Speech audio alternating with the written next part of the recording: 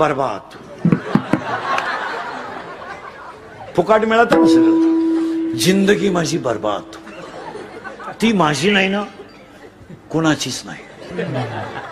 एक तर ती माझी होईल, नाही तर कोणाची होणार नाही. आणि कोणाची जरी झाली, एक तर ती राहील, नाही तर. आणि आई तुला सांगून ठेवतो, हा तुझा दिवा जर ह्या आठवड्यात फायनल झालं नाही तर तुला कधी दिसणार नाही. आणि मग आईला तर वाच, मायाळू जनावर ते. तिने लगेच रडायला सुरुवात केली. नवऱ्या पुढे आली. यानं कीर्तन ऐकलं होतं. ताईट बसला होता खुर्चीवर. हा काय म्हणला आता जाऊ द्या मुर्दा, आई साजाचा आणि मग मी ताईट आहे म्हणला. ती गेली ती म्हणली तोंड झोडायला लागली. गेली म्हणली हातातून पोरग जायची वेळ आली. त्या पोरीच्या बापाला भेटा आणि काहीतरी करून टाका. ते पोर आपलं पार येडेवाणी करायला लागलं. ते मरायवा आलंय. यानं 2-4 बायकोचाच ठेवून दिल्या. मागा वाय वाय मागा कार्ट म्हणलं पिंगुलीकडे. हा उघडच कार्यक्रम झाला. आपल्या आईलाच फटकावलं. म्हणजे त्या बापाच्या डोक्यात कीर्तन फिट बदल. त्यानं आईच्याच 2-4 ठेवून दिल्या. ती म्हणली भाऊ 40 वर्षात माझ्या हात टाकला नव्हता तू पाय भाऊ. आता मला अजून पुन्हा जर सांगायला गेलं तर मी मेलेस. मग आता त्या पोराला आधार राहिला का कोणाचा नाही. पण ते पोरं हुशार असतात. तो म्हणला आपण जिरवणार बापाची. बापाची अशी जिरवायची. ती तर दुसरी कोणची होता का बा. मग त्यानं काय केलं, औषध घेतलं पॉइझन. प्याला नाही, हॉटेलात चोळलं. कोणाला घाबरायला, बापाला घाबरायला चोळलं. त्याची आई तोंड झोडायला लागली. हातातून पोर गेलं, हातातून पोर गेलं. हा पेपर वाचित होता. ती आली म्हणली घेतलं ना पोरानं औषध, झालं ना मना जाग. तो म्हणला मेलं नाही ना, होईल परत. परत होईल, थोडं लांबल पण होईल परत. भुकू नको. तू जर भुकली तर मला उठावं लागेल. ती म्हणली उठ. कारण आता तुम्ही पहिला झपाटा मायाने मार दिला. ते कीर्तन होतं. मग आता मी जर उठलो तर तू तुझ्या कार्ट्यानं पाहिलं आपल्या बापावर कीर्तनाचा झटका लईच मोठा झालाय. आणि त्याला ते थोडीशी आग व्हायला लागली. ते आलं बापा पुढं. यानं बाईच माग केली. बोलला नाही काही. 5-7 ठेवून दिले निबार. ते म्हणलं पप्पा मी पेलोच नाही हो, फक्त चोळलंय. पप्पा मी पेलो नाही, पाया पडतो. याचे 5च्या 5 बोट वठायची पोराच्या गालावर. पप्पा पेलोच नाही मी, फक्त गपचे बस, गपचे बस. ते मरणाचं रिपीट केलं बापानं. औषधच गेलं त्याचं. आणि त्यानं लगेच डॉक्टरकडे नेलं. डॉक्टरनं 90 मारेल होती. घातला आतल्या खोलीत, काढला कमराचा बेल्ट. औषध पितो. 2-4 ठेवून दिल्या डॉक्टरनं. तो डॉक्टरने म्हणला डॉक्टर पेलो नाही. मी पाया पडून सांगतो आणि पुन्हा नाव सुद्धा घेणार नाही. बापानं हाणलंय 1 पट, तुम्ही हाणलंय 2 पट, ते जमणार नाही. डॉक्टर म्हणले तसं नाही, आमच्याकडे पेशंट आलं म्हणल्यावर धुतलंच पाहिजे. त्यांनी रिपीट केलं आणि त्याला म्हणले थांब घेत. तो म्हणला पार पसरू म्हणत अहो मी पेलो. डॉक्टर म्हणले नाही, धुवून काढल्याशिवाय नाही. झोप खाली, खाली झोप, टेबलाव झोप. तो म्हणला पेलोच नाही. पालथा झोप, बेल्ट. झोपला पालथा. घेतली नळी.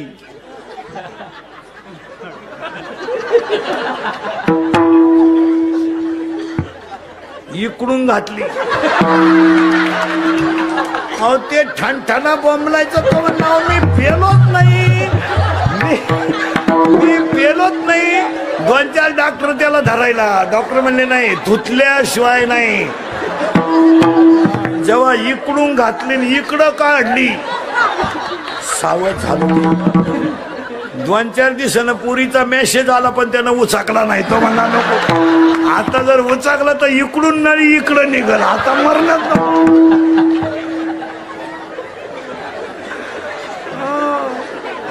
याचं नाव आहे परा. तुम्ही काळजी नाही करायची.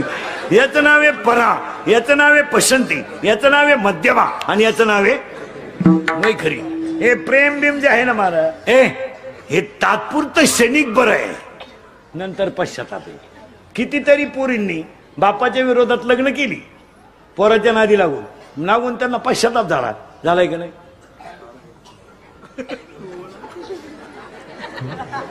मी काहीच म्हणलो नाही तरी तुम्ही हा म्हणत्या म्हणलो मी. पश्चाताप झाला का? त्या ज्या गोष्टी आहेत ना महाराज, एक वाक्य सांगा महाराज, अधिष्ठानाशिवाय कोणती गोष्ट लई दिवस टिकत नाही. त्याला काय लागतं? अधिष्ठान. ते असं नाही चालत. ऐका आता, याचं नाव आहे बरं सरळ, पुन्हा बैठे सावधान. याचं नाव आहे परा, याचं नाव आहे पसंती, याचं नाव आहे मध्यमा, याचं नाव आहे वैखरी. झाले नक्की झाले 4. देवाचं नाव इथून निघतं ओम, आणि ओम मधून आता पटकन तुम्ही हा म्हणा नाही म्हणा, पटकन बोलत जायचं बरोबर. आता सावध आहे तुम्ही, सावध आहे तुम्ही सगळे, बैठे सावधान आहे का? नीट आहे का? चालले कोण? पाय. बोलत जा जोरात. चालले केळाची बाटी पाहिली, डोळे. सावध राहा. चालले केळाची बाटी पाहिली, खावा वाटलं नापास, खावा वाटलं करेक्ट, खावा वाटलं मनाला उचललं, पटकन बोला, उचललं हाताने, सोललं बोटाने, वास घेतला, चव घेतली, सगळे नापास. चला परत माग. चालले पाहिली, खावा वाटलं मनाला करेक्ट, उचललं हातानं, सोललं बोटाने, वास घेतला नाकाने, चव घेतली जिभेनं, दाबून पाहिलं, तोंडात गेलो बोटाने दाबितो,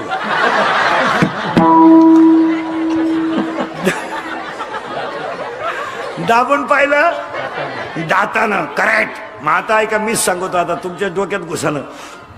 चालले पाय, केळ्याची पाटी दिसली, पाहिली डोळ्यानं, खाव वाटलं मनाला, उचललं हातानं, सोललं बोटानं, वास घेतला नाकानं, चव घेतली जिभेनं, दाबून पाहिलं दातानं. एक्सप्रेस हायवे संपला, टोल नाका आला, इथं आलं लहान आतडं सांगितलं निवांत या, गडबड करू नका, ज्याला जागा होईल त्यानं राहा, बाकीच्यांनी दुसऱ्या आतड्यात चला. मोठ्या आतड्यानं सांगितलं किती जण या, पण बोर्ड वाचून या, एकच मुक्काम करता येईल. आणि जो सकाळी बाहेर गेला त्यानं कुणाची जरी सही आणली त्याला पुन्हा एंट्री दिली जाणार नाही. म्हणजे एकटा गेला म्हणजे गेला. ऐका आता, लोखंडाला परिसाचा स्पर्श झाला तर सोनं होईल, लोखंडाला परिसाचा स्पर्श झाला तर सोनं होईल, पण त्या सोन्याचं परत काही केलं तरी लोखंड होणार नाही. ऊसावर क्रिया केली तर त्याची साखर होईल, पण त्या साखरेचा परत कधी ऊस होणार नाही. दुधाचं लोणी होईल, पण लोण्याचं परत दूध होणार नाही. अध्याय नंबर 8, ओवी नंबर 198, 199 आणि 200. लोहाचे कणक होय. एकदा बर्बाद झालेला माणूस पुन्हा जागेवर येऊ शकत नाही. झालं फायनल. आता पोरांनो सावध राहा. वस्तू पाहिली कुणी? याने, डोळ्याने. मग आता सरळ बसायचं पटकान, आणि माझ्या तोंडातून आता शब्द बाहेर पडतील. जेवढे शब्द बाहेर पडतील त्याला पहिला अक्षर गो येईल. गो काय येईल? नीट बाय काय येईल? गो. आणि किती वेळा येतं मोजायचं. मोजाल पटकान. सावध आहे का तुम्ही? सावध आहे का तुम्ही? करू का सुरुवात? मोजायचंय बरं का. काय मोजायचंय? गो. गावाचं नाव गोकुळ, मित्रांचं नाव गोपाळ, मैत्रिणीचं नाव गोपिका, धनाचं नाव गोधन, रसाचं नाव गोरथ, औषधाचं नाव गोमूत्र, गायचा डोंगर गोवर्धन, गायचा मूर्त गोरज, त्यांचा देव गोविंदन, तो आला गोकुळात. 100 गोमारले सगळे नापास. ऐका आता नीट मोजा, मीच सांगतो आता. गावाचं नाव गोकुळ, मित्रांचं नाव गोपाळ, मैत्रिणीचं नाव गोपिका, धनाचं नाव गोधन, रसाचं नाव गोरस, औषधाचं नाव गोमूत्र, गायाचा डोंगर गोवर्धन, गायाचा अर्थ मूर्त गोरज, त्यांचा देव गोविंद, तो आला ह्या गोकुळात. 10 पुरावा. 7 गो म्हणजे इंद्रिय, कुळ म्हणजे शरीर, पुरावा 7वा अध्याय. पायपा शरीराची या गावा. याच्यात कृष्ण जन्माला आला. पोरण आता सरळ बघायचं, माझ्या बोटाकडे पाहायचं पटकान, आणि माझ्या बोट जितकं फास्ट फिरन तितके आकडे ओळखायचे. सावध आहे का तुम्ही? पहा बर का. अरे गेलं ना बोट निघून. पहा आता काय माहिती. शून्य शून्य. हा ओळखा पटकन.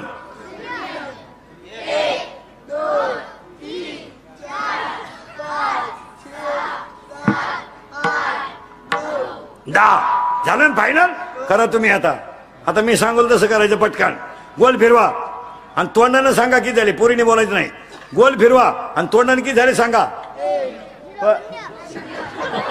काय बावळ्याचा बाजार आहे. गोल फिरवा आणि किती झाले सांगा. वडा खाली, फाडा खाली, फाकवा खाली, फाडा मधी, वडा खाली, फाकवावर, मुरगाळा खाली, खरा मोकळा खालून, डाबावरून, द्या शून्य ठेवून. किती झाले? 10 झाले का? गो शब्द किती वेळा आलता? 10. गो शब्द किती वेळा आलता? 10. आणि आता हा शब्द किती वेळा, किती आकडे झाले? 10. मग ऐका आता बारीक. इथून वर इंद्रिय 5 आणि इथून खाली 5. 5 आणि 5 ती जागे आणून देणार तुम्हाला मी. इथून वर इंद्रिय 5, इथून खाली 5. 5 आणि 5 आणि मन 11. किती झाले एकूण? अरे 5 कर्मेंद्रिय आणि 5 ज्ञानेंद्रिय किती झाले? आणि मन 1 झाले का? 11. आणि त्या 11 जणांना 11 शत्रू घ्या लिहून. बाहेरून 5, आतून 6. बाहेरचे 5 लिहून घ्या. स्पर्श, रूप, रस, गंध झाले का 5. आतले 6 काम, क्रोध, लोभ, मद, मत्सर, अहंकार. 6 5 11. आणि पहिले 11. 11 दुने झालं 22. मायका 22 जणांची माहिती. याला आवडतो सेंट.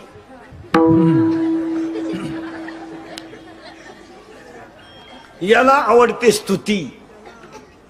याला आवडतो स्पर्श आणि याला आवडतो रूप. रूप रूप रूपाच्या बाबतीत हा गडी लय डेंजर. कापड दुकानापुढे प्लॅस्टिकची बाई पाहिली तरी माणसं उभी राहतात. आता रूप कोणी पाहिलं?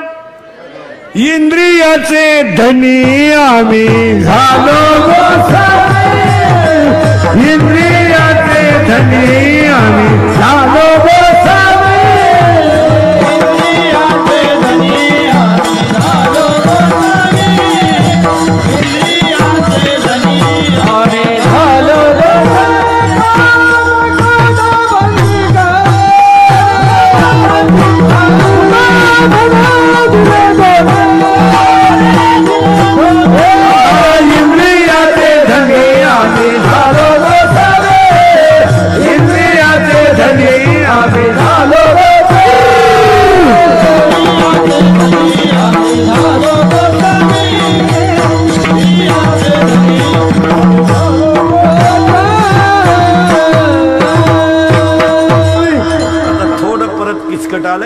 पण फिट करून देतो. आता करंट लावून दिलं तुम्हाला. याला रूप आवडलं. यानं काय पाहिलं? रूप. याला आवडलं. पण निर्णय घेण्याची ताकद याच्याकडे नाही. ती कोणाची? मनाची. मग यानं मनाला सांगितलं काय करू. मन म्हणलं कामाला लाग. मनाने ती गोष्ट फायनल केली. बारीक आहे का बरं का. वस्तू पाहिली डोळ्यानं. निर्णय कोण देणार? मन. आणि मनानं सगळे इंद्रिय ताब्यात घेतले आणि मनाच्या मागे गेलेल्या इंद्रियांमुळे शरीरात तयार झाला तो काम आणि घडला तो बलात्कार. काम तयार झाला. कामाजी कोतवाल याने नागविले येडका मदान केवळ पंचानन.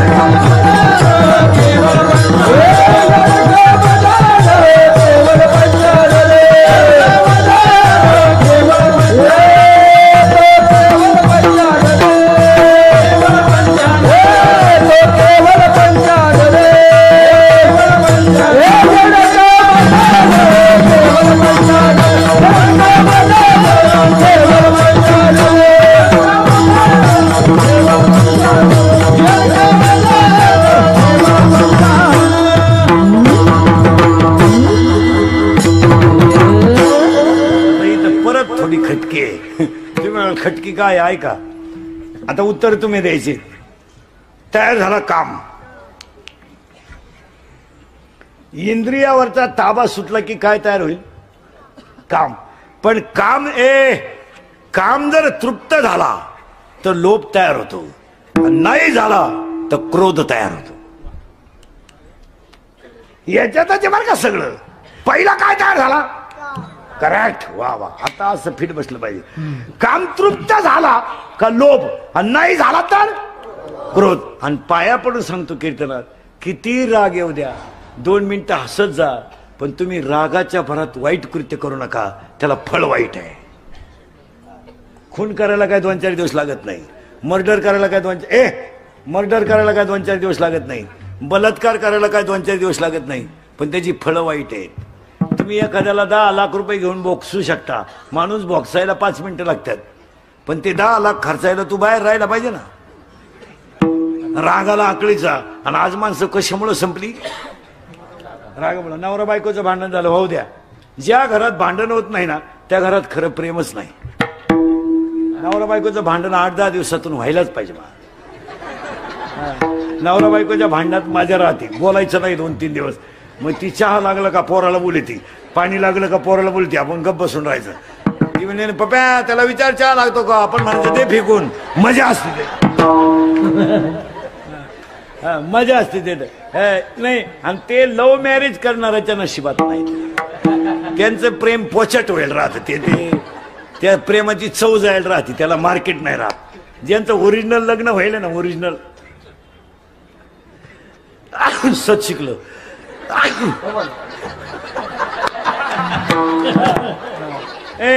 त्याला आहे ना नवरा बायकोचं 5-6 दिवसातून भांडणच व्हायला पाहिजे. मग बोलायचं नाही.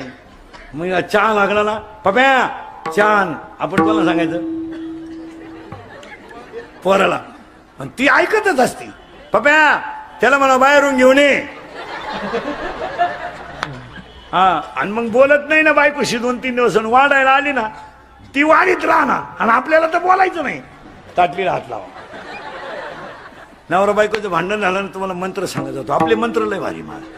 नवरा बायकोचं भांडण झालं ना, तुम्हाला एक सांगतो, बायको किती रागू द्या, फक्त तिच्याकडे पाहत राहायचं, बोलायचं नाही. बोलला मग मी आला, तू बोलायचं फक्त असं 5 मिनिटं पाहत राहायचं.